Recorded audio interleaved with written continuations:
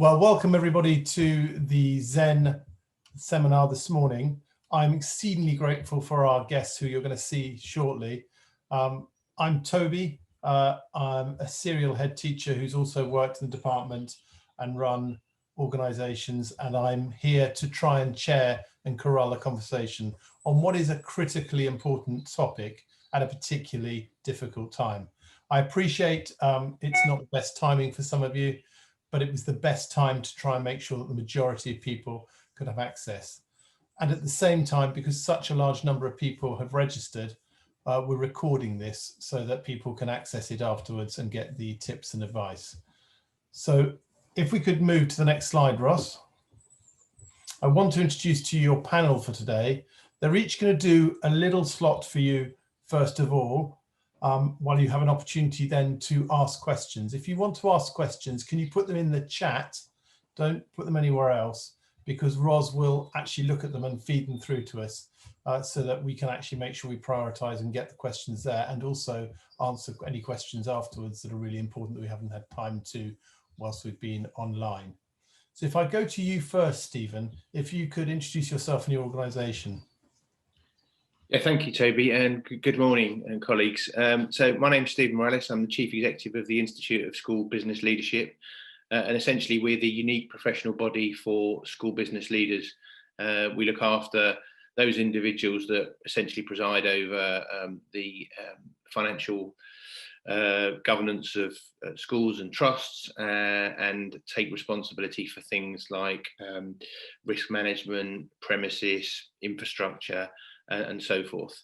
Delighted to be here this morning, and it should be an interesting conversation. Thank you. Thank you very much. John. Morning, everyone. I'm John Stevens. I'm Chief Executive of Bright Futures Educational Trust, which is a multi-academy trust currently of 7 schools, primary, secondary and secondary special schools based in Greater Manchester and Blackpool. And we also have a large teaching school alliance and a skit and a maths hub as part of the mat as well. Great to be here. I'm really looking forward to the conversation. Thank you, John. And Demi. Hello, I am Demi Daniel, and I work at the Department for Education. I don't think it needs that much of an introduction, but one of our top priorities right now is ensuring that children and young people aren't negatively affected by this coronavirus pandemic. So I work on the catch-up premium policy and strategy. Thank you, Demi. And Demi's going to be speaking shortly and first.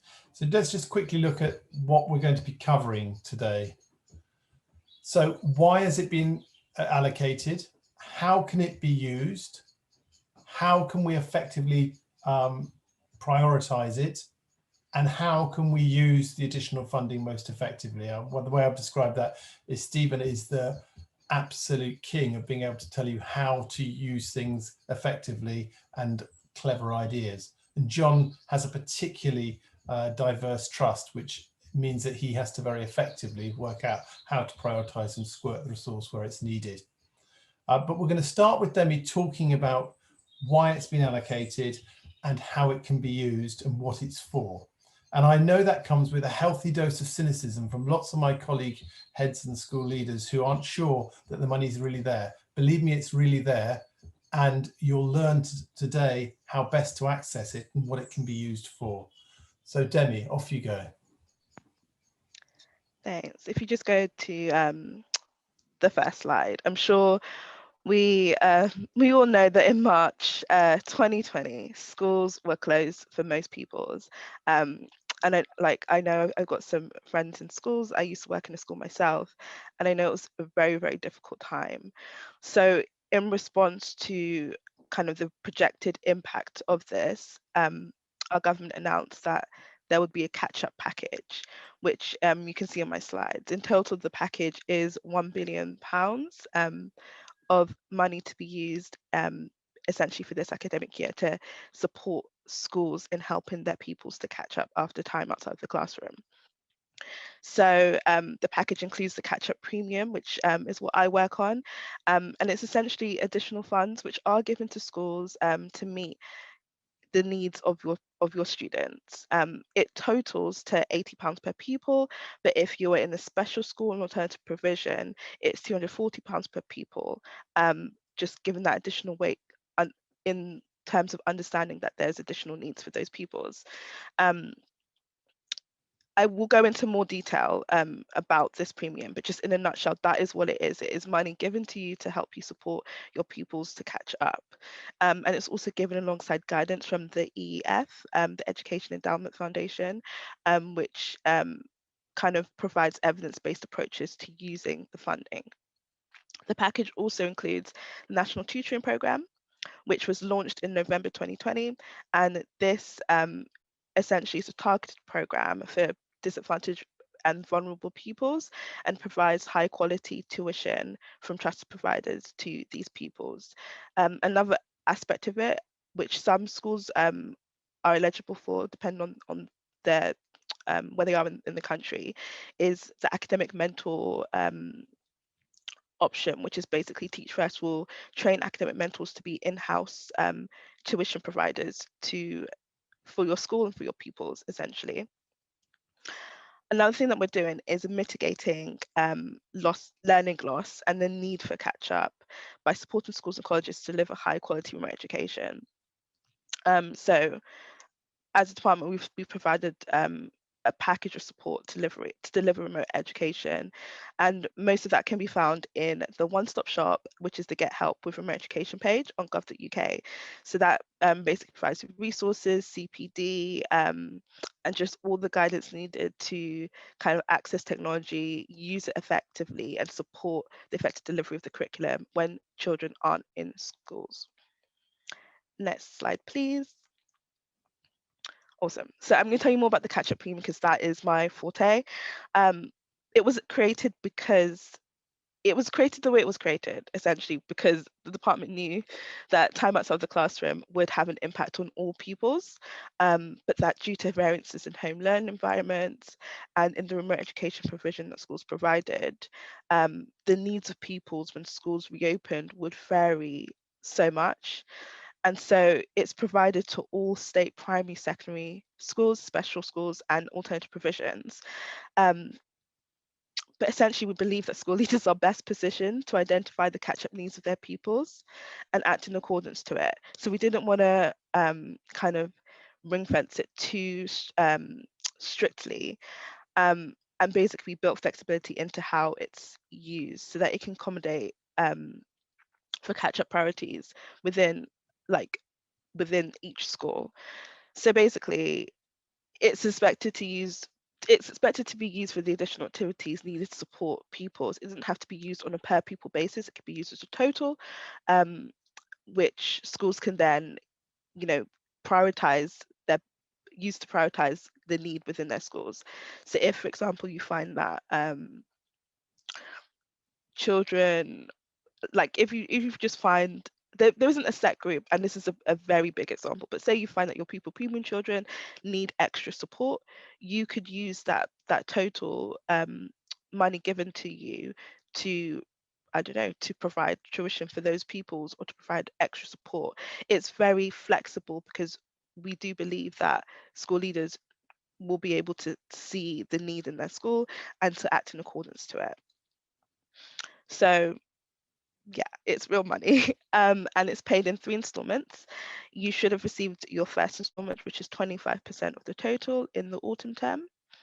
In the late spring term, you'll receive half of 75, sorry. And then in the summer term, you'll receive the rest of it. And the reason it's been paid in installments is because we expected for catch up to be something that is a year-long thing, if not longer, but we expected it to be not something that's just like done in the autumn term, but something that's sustained throughout the entire year to ensure that pupils are supported throughout. So I'm going to try and preempt some of your questions and just ask some frequently asked questions which come through my inbox all the time. And the first one is, what can schools spend the catch-up premium on? And the honest answer is that it is up to the school's discretion. Like we said, it's flexible so that you can use it in accordance to what the needs of your pupils are, as long as it is doing something to support their catch-up. We've pointed schools towards evidence-based approaches within the EEF toolkit, which I'm sure you are aware of. And, you know, as just to bring out some examples of what you could use it for, it could be for intervention programs, it could be for extra teaching capacity, it could be used for therapists or psychologists that support mental well-being and development, it could be used for getting access to technology, etc., etc. The other question that I get a lot is, how will schools be held accountable for their use of it? And it's the same deal. Like, as with all government funding, school leaders are held accountable for how the money is used, and we expect it to be used to support pupils and catch up. So you'll be held accountable for the outcomes that they achieve, and that can be through Ofsted and by governors and by trustees. So that's me, and I look forward to answering any extra questions. Thank you very much, Demi. And Demi, just because of that question that came up in the box, and when you ask questions, I'll probably field them to the panel normally at the end of the three speaking. But just to clarify, you can use it for computers, can't you? Yep, you can use it for you can use it for that. One thing I'd say though is that the government does also have separately provide devices. So I would say go through that channel first. And if you still need to develop your remote education capabilities, then you can use the catch-up funding for that. Thank you very much. So next we come on to John. Are you ready, John? Yep. Okay, so what I want to talk about, and I'll try and build on some of the things that Demi was talking about to exemplify how we've gone about this, and perhaps how we've used data to guide some of the ways that we've approached this through our MAT. So I guess the first thing to say is that the most effective way of using this funding is always going to depend on context. So I'm going to talk about some of the processes we've gone through to get to the best decisions. But I just want to say some of your contexts may be very different to ours.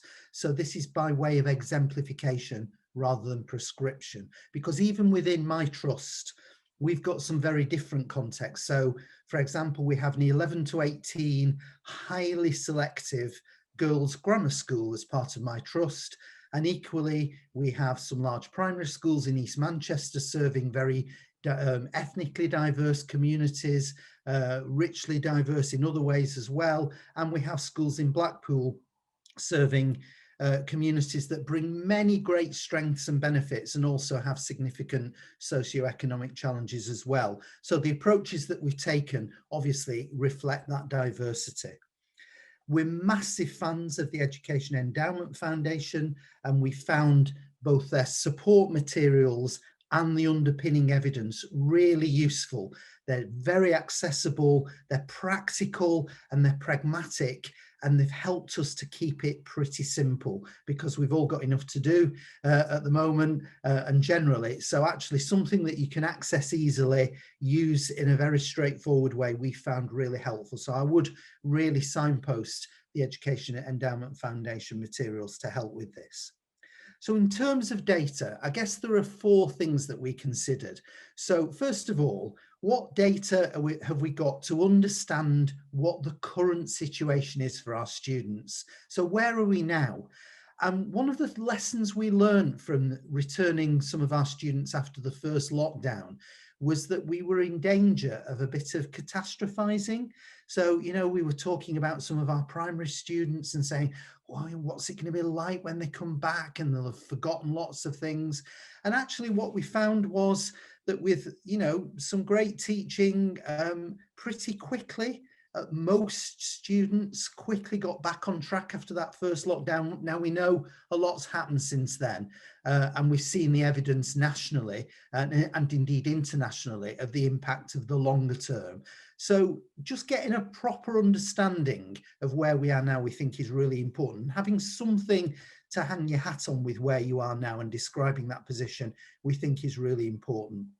And then I think our second priority was, okay, which of those groups, if we're going to say, oh, there's been an impact on everybody, how are we going to prioritize it? What's best to do for whom and in what order? So, for example, in one of our schools, and you might say this is a bit of a no-brainer, what we've said is we're going to put a huge emphasis for catch-up, if you like, for our resources on that facilitating aspect, which is reading and literacy. So we knew from the data that we had already that literacy was a bit of an issue for us in that particular context. And actually it's continued to be, and obviously the greatest impact has been there. So how can we make the most impact on the most students in the right priority? We're going to really focus on our work around literacy as a facilitator for other things.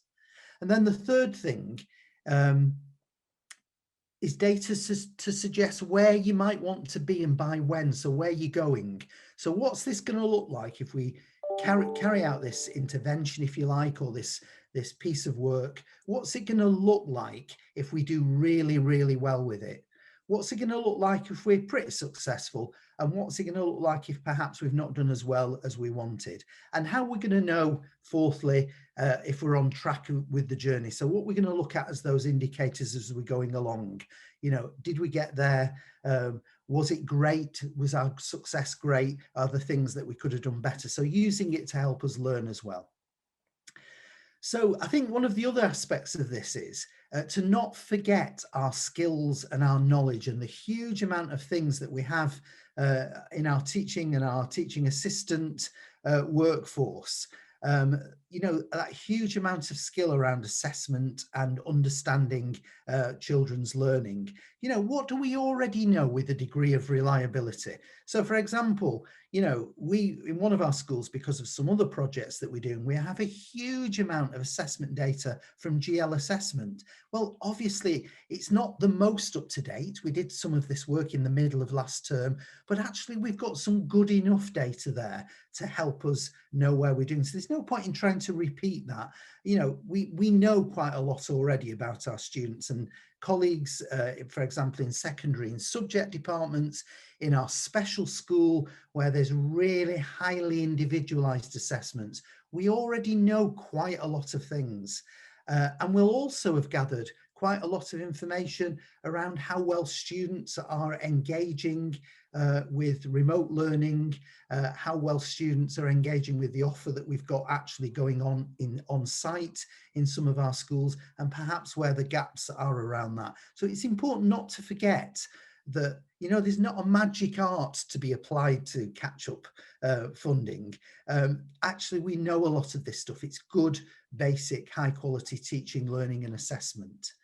But I think when you've considered what you know, you equally want to be clear about what we're not so sure about. So do we have a really clear picture about particular children or groups of children?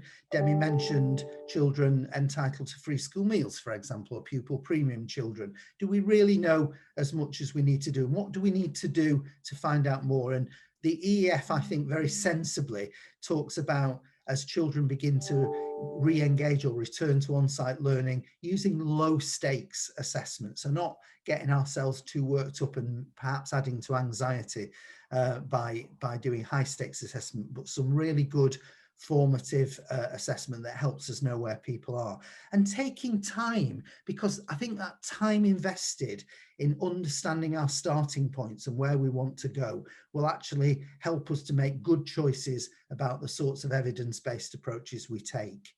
And I think it's also useful to remember that we might need to do some investment in training of teaching assistants or other associate staff, or indeed some of our teachers, to make sure that whatever we do it really well.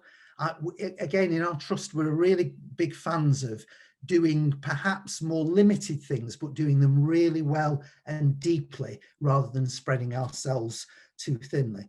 And the last thing I'd say around this whole notion of understanding the picture and knowing what to do and the use of data is remembering the power of story.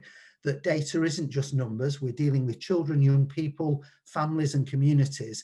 And it's the stories that we tell that makes a richness around the data that helps us to really understand that bigger picture. So for example, one of the decisions we've made is to engage with the academic mentor program in some of our schools, because we've identified a group of young people that we know from their full story are going to get the most benefit from a consistent, familiar relationship, that established good working relationship where there's trust between the students and the teacher in this case, or the mentor. And we know that that relationship is going to be as important as the content of what's delivered. And I heard on the radio on Saturday night somebody talking about this dichotomy between recovery versus this notion of catch up. And I think that's a false dichotomy. I think actually how we go about the catch-up program can assist with recovery, but also you don't have to do just one thing at once. So, you can tend to both of those things. And I don't think we should get too hung up on the dichotomy between them. Thank you. Thank you very much, John. That's really powerful and really helpful. Demi, while I remember, you said that the funding was only available for this year, but am I right in thinking that some of the funding, and one of the questions was the National Tuition Programme for separate, and you've confirmed it's separate. So no one can doubt the intent of the DFE. Is there intention, or is there public commitment to further years or not? Yeah, I'm sure. Well, actually, not everyone actually bothers to listen to Boris Johnson, but he did announce on the 27th of January that there would be, I think he said 300. In fact, he said there'd be further funding, but don't quote me on the amount. But he did commit to further funding for tuition. Yeah, thank you, Demi. Right, so we'll go on to Stephen. Stephen might even know the figure because it's the sort of thing he knows. But this is not just about 1 year. And I think partly what John was saying, some of those sound like those are really good programs that are going to take a bit longer than a year to show the fruition, particularly with the disruption pupils have had. But please, you can be flexible.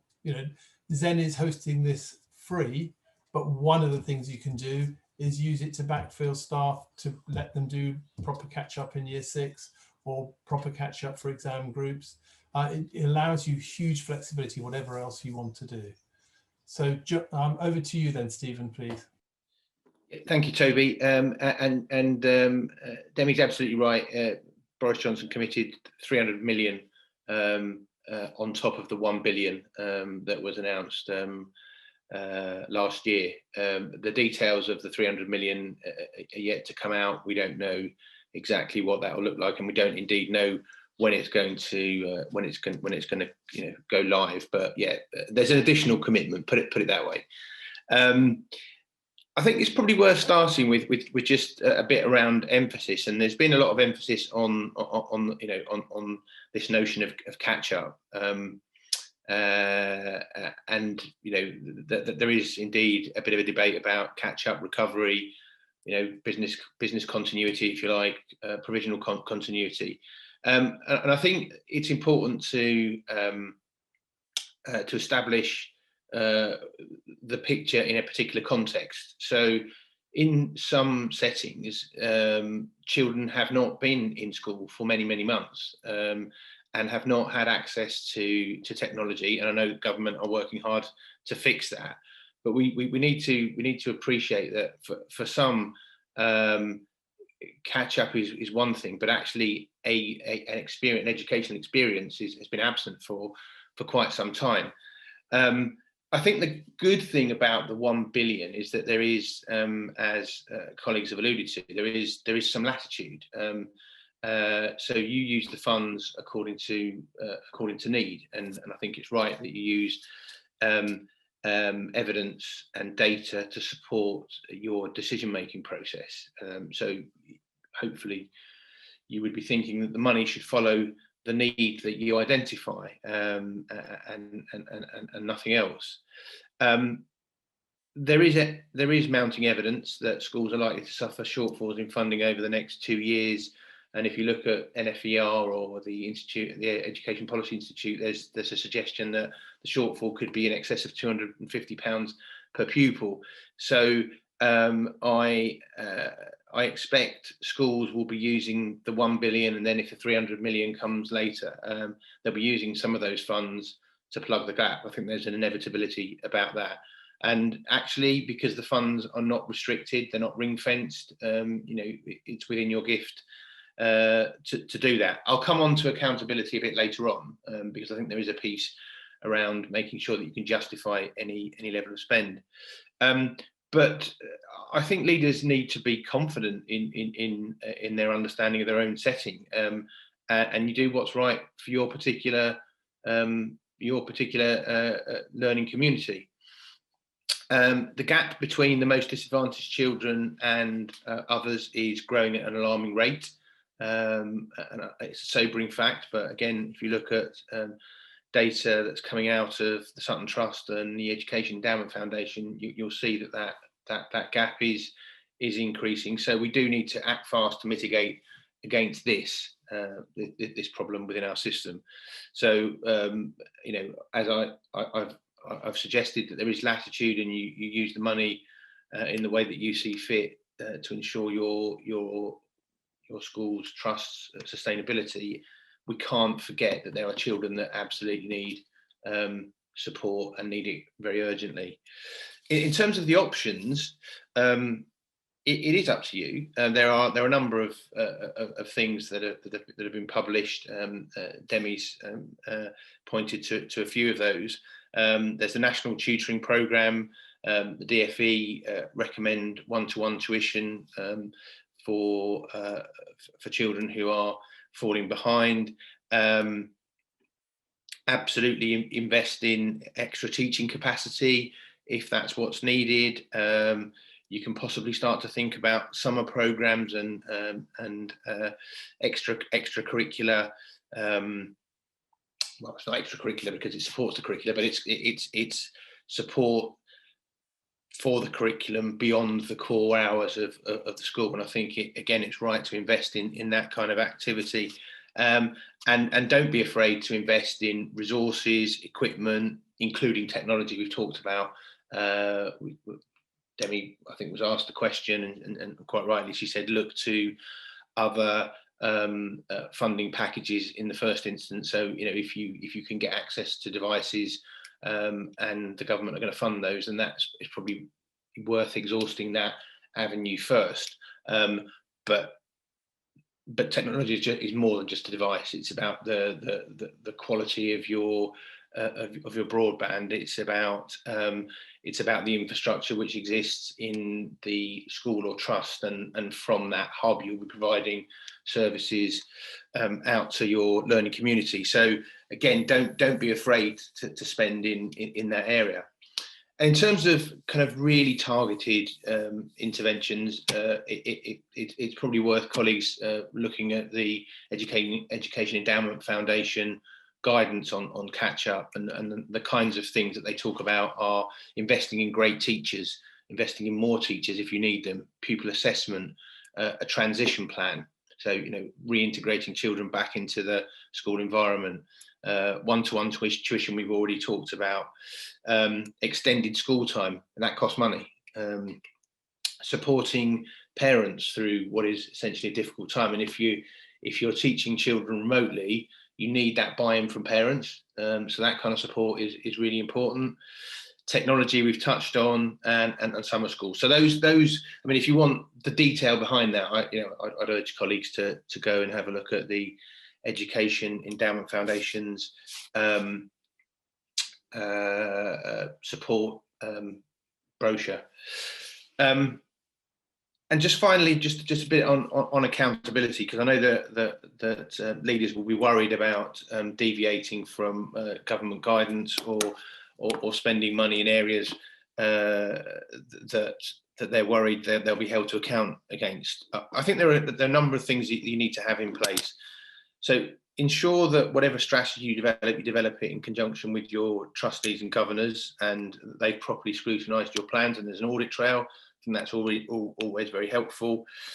In terms of Ofsted, so my understanding is that non-graded visits will include a discussion about how you're bringing children back into mainstream education. So that's that integration piece.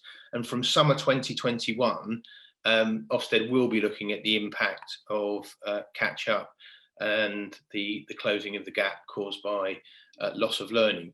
I just think you need to build, you need to develop a very robust narrative to support your tailored strategy. I think that's the really important thing. Be really confident about the strategy that you've developed and be able to confidently defend your decisions. And again, if you've brought the right actors into that conversation, your governors, your trustees, that leadership triangle that I talk about often, pedagogy, business and governance working seamlessly together, then I think you're on a much surer footing. So I'll leave it there, Toby, if that's okay. That's really, really helpful. And as ever, you were right about being creative. Now, we're going to move to questions shortly, but I need to nag you all. There's a lot of you online. Please don't be shy and please ask your questions. You won't get another chance with such an informed panel. And put your questions not in the Q&A box, but in the chat box. And the EEF document that we mentioned, Ros is going to put the link in so you can find that easily. You also have the link that Demi mentioned for remote education, which is helpful. But the DFE website does have some really good links and case studies and all the relevant information. And this is important, not just for school leaders, but for teachers, teaching assistants, and all of you involved in education, making sure that we do the best we can to make up for the lost learning that has happened through no fault of our own. And I do genuinely feel there's intent from the DFE and number 10 to get this right. Demi's agreed to do this so that she can get your questions and take those back too. So please don't be shy. Put your questions in the chat box. No pressure. Come on, someone go first. But we'll go on to the first question that we've had already whilst we wait for you to have the courage to come in. Thank you. First one in. Thank you very much. So what are some of the effective ways to support special educational needs and pupils with disabilities using the funding? And I'm going to go to John first because I know he's got a special school and quite a high proportion of SEND pupils, as well as a selective school. I mean, you do have the most interesting trust. I think only John Coles has a more diverse one in the sense that he has independent as well. So John, if you, I'll go to you first, and then if Stephen and Demi have got any comments on that, let me know. So John, over to you.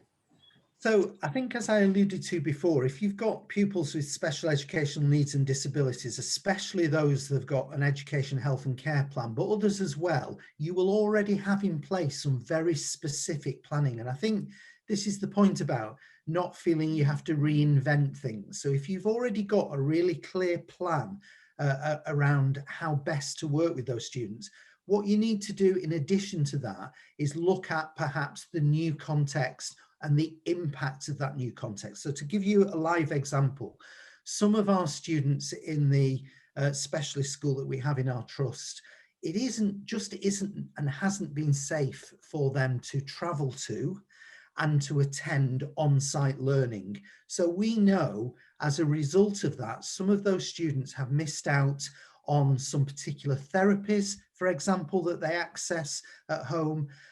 And indeed, it's put additional burdens on the parents as well as on the child. So some of the ways that we've looked to support them in very specialist ways is to mobilize some of those specialist therapies to homes where we can safely do that, to help parents, to provide some training and support for parents to learn how to do some of those things with their children, which actually has had a really positive spin-off in terms of building the capacity of the family, which we hope will be a sustained thing when the children can return on site.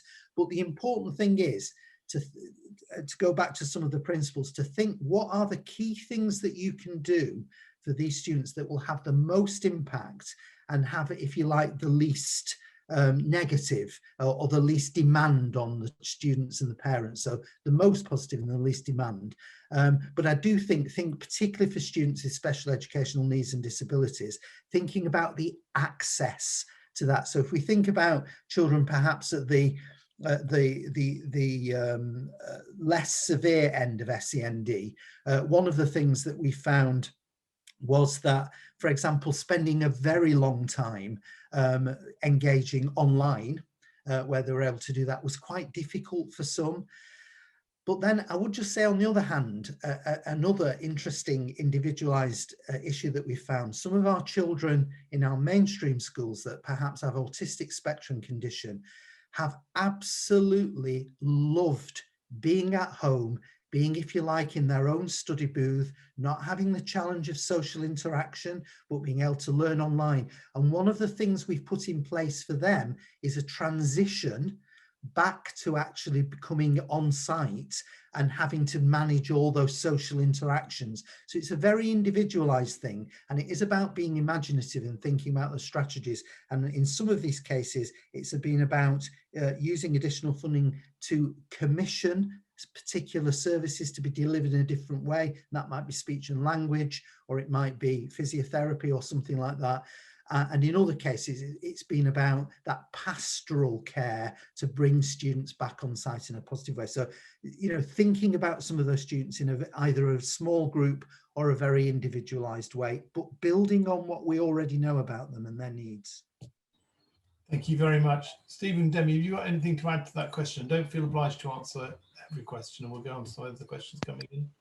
Yeah, I can add to that. But also thank you, John, for providing such personalized examples, because that, I think that's quite rich. What I can add is just a very high level kind of to say that essentially we applied additional weight in specialist settings because we recognize the significant higher costs that they may face. And that from our engagement with the sector, it really highlighted that special schools in particular like the flexibility of the catch-up premium. And I guess it's to speak to those very individualized examples that John gave. One thing I'd encourage schools to look into is using the National Tutoring Programme, which I'm not sure if I mentioned it earlier, but it is subsidised by the Department for Education, meaning that schools only pay for 25% of the cost, and you can use your catch-up premium to cover that extra 25%. So essentially, the National Tutoring Programme, as well as providing tuition for all pupils, I think 26 out of their 33 providers are able to support students with SEND, and 17 of those 26 are able to support students in special school settings.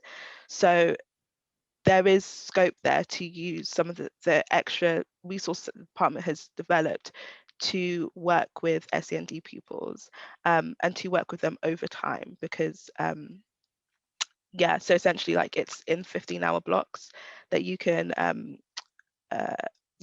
purchase the tuition, and you can do that for as long as your budget allows, essentially. So yeah, that's one thing I just encourage some schools who are who have either pupils with SEND or who are SEND specialist schools to look into the National Tutoring Programme to see if they might want to use some of those providers who can provide that support to their pupils. Thank you very much, Demi. Now, some questions are coming in the chat box. Please keep them coming. Stephen, your specialist subject, but Demi, chip in if he gets it wrong. So Stephen first. The first question is, will we be required to publish the catch-up plan as a separate document? Actually, it's very topical because I'm a governor of 3 schools, and I've been beating them up to make sure that the information is clear and transparent online, because we know that those people will come knocking at some stage, and you want to make sure you've done everything right. So that was the first question. Then related to that is the question on how they're calculating PRU numbers, and it's probably from one of your members, so you better get that one right. Over to you, Stephen. So, I mean, I think that there's a couple of things. I'm not aware, and Demi might be able to correct me on this, but I'm not aware that that there's any obligation to publish the interventions in the way that we have to for pupil premium. However, it's good practice to do so, and it's back to the point that I made towards the end of my segment on being sure that you can defend any decision. So, look, there's latitude. Things aren't, there's no prescription in terms of how you spend the money. But when Ofsted come knocking, you need to be able to defend the decisions that you've made. So I think it makes absolute sense to make sure that there is a clear articulation of why you've done what you've done, and who's the beneficiary, which groups of children are going to benefit from that strategy. So I don't think you have to publish anything, but it would be good practice to make sure that you've got a good evidence trail in terms of the decision-making process. Can I interrupt you for a minute, Stephen? Because someone else, Greg's asked a question about sort of related to that. We all know we have to put the COVID plans and your online offer on your websites, and schools sort of putting them as banners. But are there any other documents that we need to publish in relation to catch up and remote education? And Demi, if there's anything Stephen does, just stick your hand up in case thing. I'm not aware of anything else. Are you, Stephen? No, I'm not. No, John says not. Demi? Beyond putting it on your website, I'm not aware of anything in the catch-up space. As for remote education, I can't speak to that because I'm not the expert on that, but I could have a talk, and if there is something that needs to be published, get back to you, Toby. Maybe you can send it on. I mean, I think it is clear what they have to put on in terms of the remote offer. That needs to be explicit, and that is a requirement. But in terms of catch-up, there seems to be quite a lot of discretion. But of course, large trusts will also be audited externally. Stephen, off you go. Yeah. So, sorry, just picking up on the PRU question. October census is what you're looking for. So I think it was Anna, a new SBM, was interested in what how the funding would be calculated, and using what pupil numbers. So we're looking at the October census in all cases for that calculation. And also on that point, all the provisional allocations for the catch-up premium are available on the government website, and it's available by Learning Authority, local authority, sorry, and by school. So you can go on there and look up exactly what your school is looking to receive. Thank you. There was one more question. Keep the questions coming, otherwise we'll have to go back to some of the questions that were asked earlier. One of the questions that was asked was on specific examples of primary effectiveness, and that was Kemi. So John, I'll ask you to give one or two. You've given some examples already, but they were quite generic. I'll give one, Kemi, that I know, which is there are a number of schools, and this is a variation of the national tuition programme, but it's interesting how they're doing it, who are not just doing the national tuition programme or deciding not to do that, but using the catch-up funding to employ one or two additional teachers or teaching assistants or high-level teaching assistants for a period of time, preferably all week, so that they don't have any contamination. They can be part of a bubble and they're separate and they understand the school's routines and ways. And they are then releasing key teachers to be able to do small group intervention, tuition, and to provide time for those teachers to create materials that can be used by others, such as teaching assistants, for catch up in the sort of areas that John talked about in terms of literacy, numeracy, or other areas. And I've seen that happen both in primary and in secondary very successfully. And I think that's quite a clever way of using the money. And I know that Slava, who's one of the founders of Zen, has worked out that actually that can be as cost effective, if not more cost effective than the national tuition programme, because you're getting the value of block booking for 4 or 5 days. That's not uncommon. It's taken off quite well in Greater Manchester and in bits of Birmingham. It's not taken off as much in London, which is interesting. but I know personally of cases of that being done in schools where I'm chair of governors very, very effectively. And I think if I was ahead again, I'd be really interested in doing that, providing some resilience to the school staff, providing some additional time and capacity.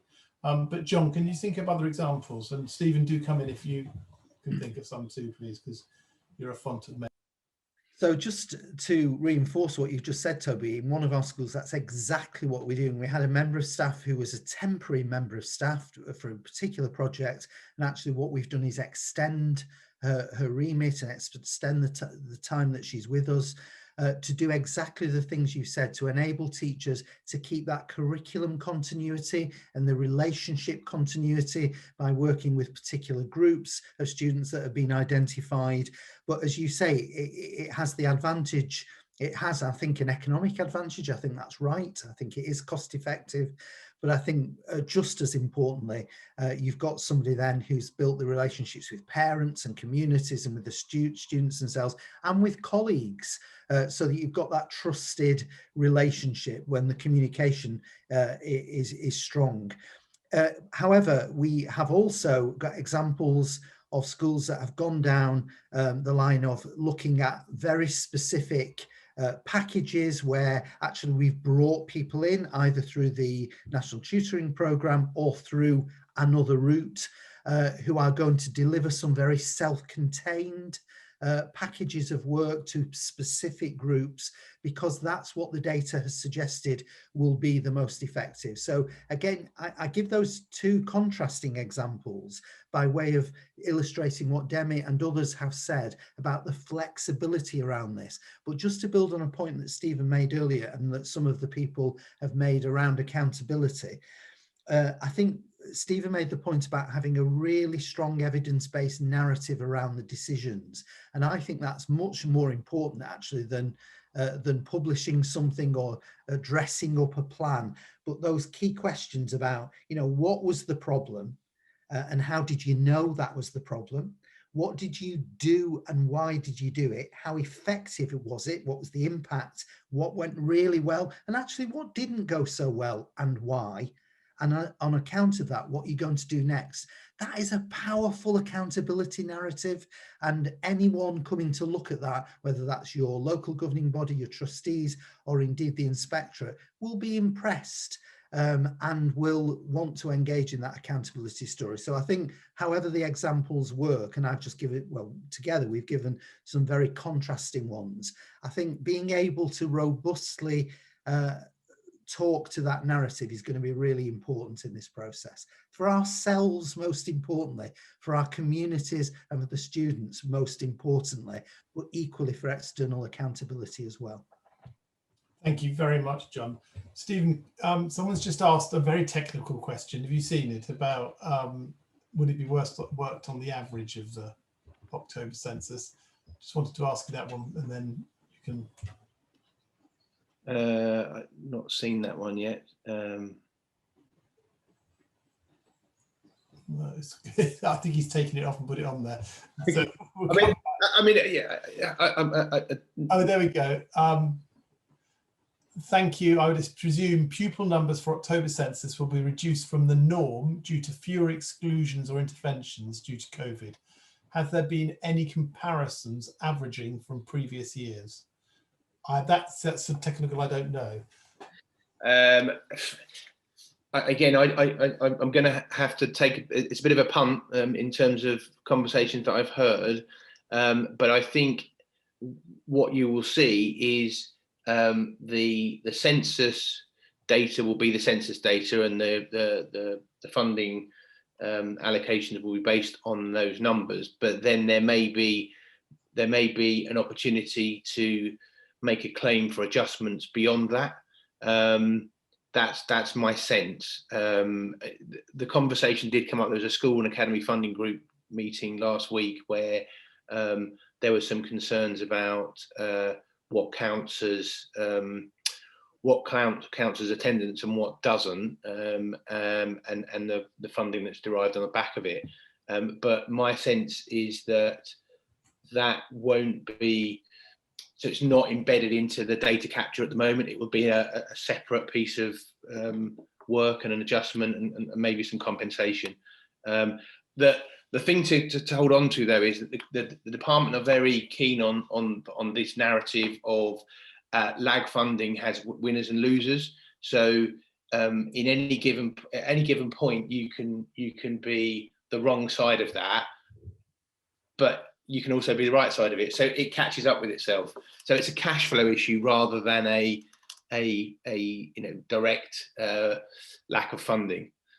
But I know the sensitivity in this space, so I don't have a definitive, but that would be my guess as to where we are. Thank you, Stephen. Demi very helpfully has included the link to the gov.doc allocations for how they've been calculated. Did you want to say anything, Demi, or shall we go on to other questions? Fine. Right. And one of the other questions that's come up, and actually I've had it through on WhatsApp as well as on this, is ideas. We've talked a lot about academic catch up, and one question, John, specifically was, when you say a focus on reading, what have you done? So we could briefly cover that, we've got about 5-6 minutes left. But also, what have we done in terms of mental health and pupil well-being? And I think you did implicitly mention that, but I know that people are slightly worried about showing the same level of objective, quantitative impact, and so they're not doing it. I can think of schools that I work with where one has actually employed a counsellor, another has employed additional teaching assistants. One of the special schools I'm chair of governors for has introduced a key worker system to make sure that youngsters have individual connections and home school liaison, and they've used the funding to support some of that and some of the additional training and some of the additional interaction and some of the additional people to do it. So I think there are ways of doing it, but if you first to any ideas, then Demi next, and then Stephen on mental health and not just academic catch up. But at the same time, John, when you come in, could you just say what you're doing about reading? Then we've ticked off 2 questions. So just on the mental health issue, we had hugely in our trust invested in mental health provision prior to the pandemic. And actually what we've done since is we've been able to build on that. And interestingly, a number of other MATs and indeed some clinical commissioning groups and other parts of the NHS have commissioned us to deliver that as well. So most recently we're working with Star Academies, we're working with an academy trust in London as well to deliver a similar model based on mental health first aid in England, but not exclusively to that.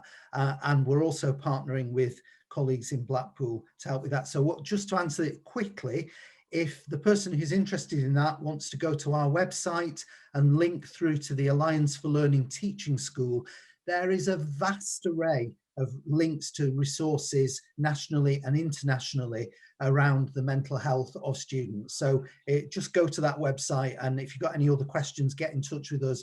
Happy to talk that through and how this funding can be used both explicitly and perhaps implicitly in the approaches that you take to supporting student and staff mental health and well-being. So that's that briefly. And then secondly, as we're up against it, around the reading intervention, that was building on a project that we'd already started, for which there is a full logic model. There's a whole assessment process around that. And again, we didn't want to reinvent that. We thought, let's build on that project that we've got, use some of the catch-up funding actually to accelerate, fine-tune, focus in, and again, happy to share all of those things. It's a key stage 3 model, so interestingly, it's not about primary, although we are doing lots of stuff around reading at primary as well. But the particular model I was talking about, and the emphasis is cross-curricular, subject specialism, type vocabulary building based on the Alex Quigley model and all those sorts of things. And there's a whole research infrastructure behind it, which we're very happy to share if you want to get directly in touch, again, through our website. Stephen. Yeah, I mean, it's a really important subject, and the Lancet report did a feature quite some months ago talking about the ripple effect of the pandemic and the impact that was going to have on mental health, the mental health of children. Well, mental health of children and staff indeed. I think there is a conversation to be had about where a school's responsibility starts and stops. This is a complex area. I know that schools and trusts across the country are thinking about bringing into their teams experts in psychology and social worker type skills. Then there's an additional question, and I would say, wouldn't I, but the funding implications. So to what extent is it right to make schools use their very precious funding resources to fund an activity which one could argue is part of health and social care? And so if schools need to retain the services of those specialists, should there be some funding to follow that? It's a debate. I don't have the answer, but it's a debate that's going on in the background. But absolutely, the imperative to provide children with that support during what is going to be a difficult and bumpy next few months, even when we emerge out of the pandemic. We've all been, as a society, we've been through a trauma, and the implications of mental health post-trauma can run for quite some time. So I think we've got to keep a close eye on that. Stephen, before I move to Demi, because Demi can wrap up with you then, because we've only got 2 minutes left.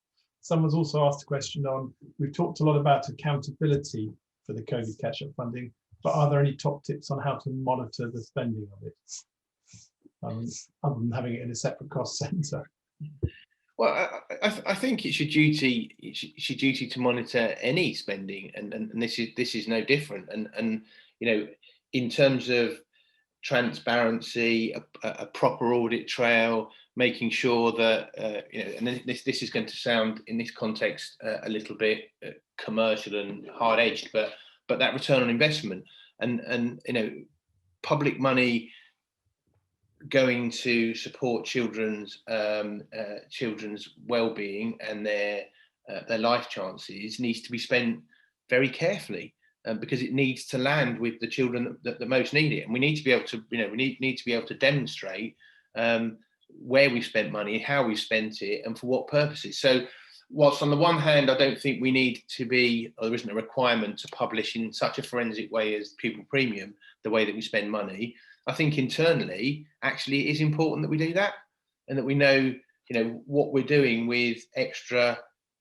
chunks of cash. And whilst I'm the first to welcome the freedoms that have been afforded to schools in the use of this money, it doesn't stop the need to make sure that we are very diligent, very conscientious, and very clear about the way we spend it. Thank you. Demi, anything you want to add on either of those questions? No. Okay. I think it was well said.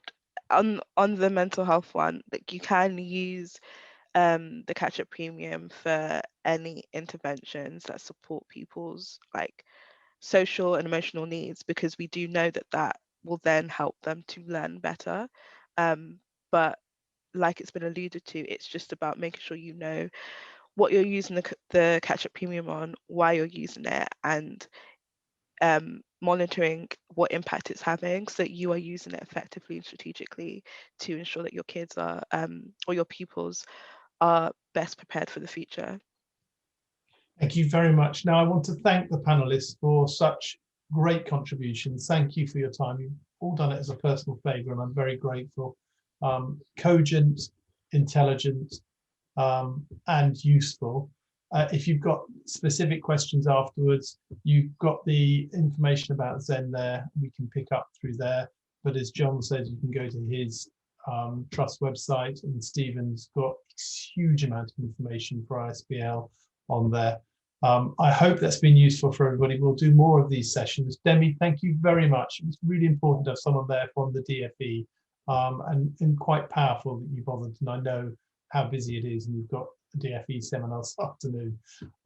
So thank you very much, all of you. Thank you also to all of you who took the time out in what is an incredibly busy, difficult time at the sort of rump end of this grotty period for actually talking about how we best support the pupils that we serve and how we use the money that's being provided. So it is there. Please use it well. And thank you very much. Stay well, and thank you very much for joining us online. Thank you, everyone. Bye.